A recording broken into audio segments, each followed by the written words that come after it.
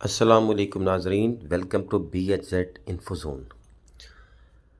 ناظرین، اگر دنیا سے شہد کی مکھیاں ختم ہو گئیں تو انسانوں کو کیا خطرہ ہوگا؟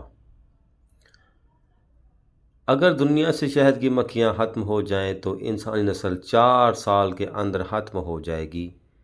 یہ کہانی مشہور سائنسدان آئنسٹائن سے منسوب کی جاتی ہے، اگرچہ اس بات کا کوئی ثبوت نہیں کہ یہ بات آئنسٹائن نے کہی بھی تھی یا نہیں کی۔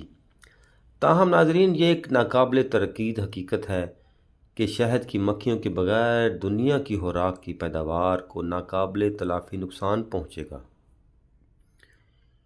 خوراک کی بڑھتی ہوئی ضرورت اور بھوک سے لڑنے میں غذائیت سے بھرپور غذا کی فراہمی کے لیے شہد کی مکھیوں کی اہمیت کو تسلیم کرتے ہوئے 2018 سے ہر سال 20 مئی کو شہد کی مکھیوں کو عالمی دن کے طور پر منایا جاتا ہے۔ ناظرین، اقوام متحدہ کے ادارہ برائے خوراک و زراعت کے مطابق موسمیاتی تبدیلیوں، جنگلات کی کٹائی اور کیڑے مار ادویات کے استعمال اور فضائی آلودگی کی وجہ سے شہد کی مکھیوں کی تعداد تیزی سے کم ہو رہی ہے۔ تتلیوں، چمگادڑوں اور ہمنگ برڈز، پھولوں کا رس پینے والا لمبی چونچ کا پرندہ اور ایسے دوسرے پرندے جو پولینیشن کے ذریعے ان کے بیجوں کے پھیلاؤ کا قدرتی عمل جاری رکھتے ہیں۔ ناظرین، رپورٹ کے مطابق 80% پودوں میں پولینیشن کا عمل شہد کی مکھیوں اور تتلیوں کے ذریعے ہوتا ہے۔ اقوام متحدہ کے ادارہ برائے خوراک و زراعت کے مطابق دنیا کی کل زرعی زمین کا 35% یا انسانی خوراک کی پیداوار کا 1/3 حصہ شہد کی مکھیوں جیسے جانداروں پر منحصر ہے۔ ناظرین، یاد رہے کہ پولینیشن کا عمل اس وقت ہوتا ہے جب پولن کے ذریعے ایک پھل سے دوسرے پھول میں منتقل ہوتے ہیں اور یہ گری دار میوے اور بیج بناتے ہیں۔ اقوام متحدہ کی رپورٹ کے مطابق 80% پودوں میں یہ عمل شہد کی مکھیوں اور تتلیوں کے ذریعے ہوتا ہے۔ جب شہد کی مکھیاں پھولوں سے رس اکٹھا کرتی ہیں تو شہد کی مکھیوں کے پاؤں سے پولن چپک جاتا ہے اور پھر دوسرے پھولوں تک انہی مکھیوں کے ذریعے پھیل جاتا ہے۔ ناظرین، یہ جنگلات اور نخلستانوں کے پھیلاؤ کی بنیادی وجہ کہا جا سکتا ہے کہ شہد کی مکھیاں ایک پھول سے دوسرے پھول میں پولن کے ذرات منتقل کرتی ہیں اور پودوں کی افزائش کے لیے بہت مددگار ثابت ہوتی ہیں۔ شہد کی مکھیوں کے بغیر نہ صرف سبزیوں اور تیل کے بیجوں بلکہ بادام، اخروٹ، کافی، ٹماٹر، سیب وغیرہ کی فصلوں کے پولینیشن کو بھی نقصان پہنچے گا۔ اقوام متحدہ کی رپورٹ میں کہا گیا ہے کہ یہ انسانی خوراک میں غذائیت کی کمی کا باعث بنتا ہے، اس لیے شہد کی مکھیاں نہ صرف شہد کی پیداوار کے لیے بلکہ عالمی خوراک کی پیداوار کے لیے بھی اہم ہیں۔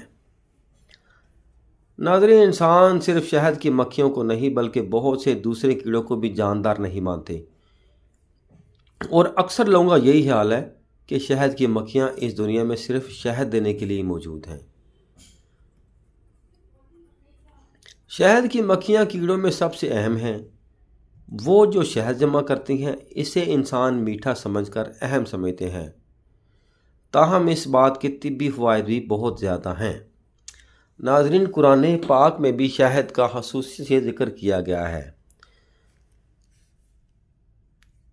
ناظرین، سردیوں میں پھول نہ کھلنے کے باعث انہیں خوراک کی کمی کا سامنا ہوتا ہے، جس کی کمی پر قابو پانے کے لیے وہ پھولوں کا رس جمع کرتی ہیں۔ شہد کی مکھیاں اپنی اڑان سے پھول یا رس تلاش کرنے کی سمت بتا سکتی ہیں۔ جیسے مثال کے طور پر اگر شہد کی مکھی اونچی اڑان کر کے اپنی دم سورج کی سمت لہرائے تو اس کا مطلب ہے کہ سورج کی سمت خوراک ہے، اور اگر وہ نیچے دیکھتی ہے اور سورج کی مخالف سمت میں اپنی دم لہراتی ہے تو اس سے پتہ چلتا ہے کہ اس کا کھانا اس رخ پر ہے۔ شہد کی مکھیاں چنبیلی اور گلاب جیسے پھولوں کو نہیں ڈھونڈتی جن کی خوشبو بہت تیز ہوتی ہے، بلکہ یہ مکھیاں زیادہ تر آم کے پھول، सूरज मुखी के फूल, तिल के बीज और दीगर बहार के फूलों को तलाश करती हैं और नाजरीन हैरान कुन तौर पर उनको ये भी इल्म होता है कि कौन से फूल किस मौसम में खिलते हैं। शहद की मक्खियों को ये भी एहसास होता है कि फूल इनकी खुराक कहाँ पे हैं और वो ये सूंघ कर पता चलाती हैं कि ये बहुत समझदार महलूक है और इसके अलावा उनसे रस इकट्ठा करती हैं। हर एक मक्खी शहद जमा करती है। ये मक्खियाँ इंजीनियरिंग के असूल के मुताबिक चलती हैं। नाजरीन, शहद की मक्खी ऐसी शानदार महलूक है जिसको आम इंसान कीड़े मकोड़े समझते हैं और इसको तबाह करने पर तुले हुए हैं। आबो हवा में तब्दीली की वजह से दर्जा हरारत बढ़ने से शहद की मक्खियों का निज़ाम भी तेज़ होता है। इसकी वजह शहद की मक्खियाँ खाना इकट्ठा करने में माकूल से ज़्यादा तवानाई खर्च करती हैं। नाज़रीन, शहद की मक्खियाँ छत्ते में जमा किया हुआ शहद उंडेलती हैं और नमी को खुश्क करने के लिए अपने पर फड़फड़ाती हैं। इससे छत्ते का दर्जा हरारत मुतवाज़न रहने में मदद मिलती है। अगर दर्जा हरारत बढ़ जाए तो यकीनन इनका ज़िंदा रहना मुश्किल हो जाएगा। और दूसरी जानब मौसमियाती तब्दीलियों फूलों की पैदावार को मुतासर करती हैं। मिसाल के तौर पर अगर फूल बहार के अवाइल में खिलते हैं तो शहद की मक्खियाँ इनसे चारा नहीं खा सकेंगी, लिहाजा मौसम बहार में वो बगैर खाए मर जाती हैं। नाज़रीन, शहद की मक्खियाँ सूरजमुखी के पौधे के पोलन के फैलाव में बहुत ही अहम किरदार अदा करती हैं और सूरजमुखी के फूल की मुद्दत के दौरान अच्छी पोलिनेशन के नतीजे में ज़्यादा पैदावार हासिल करती हैं। शहद की मक्खियों के रहायश गाहों में तब्दीली भी एक बहुत ही अहम अंसर है। शहद की मक्खियों में जंगली मक्खियों की अनवा सबसे ज़्यादा पाई जाती है।